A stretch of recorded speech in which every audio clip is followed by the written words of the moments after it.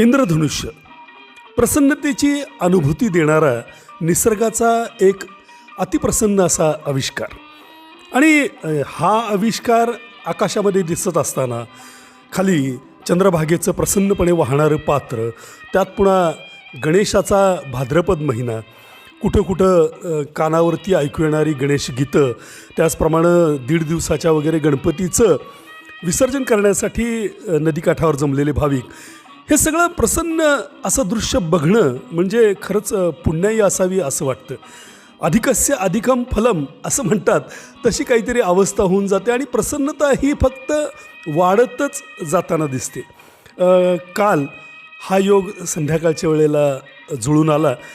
सगळंच प्रसन्न असं हे संध्याकाळचं वातावरण.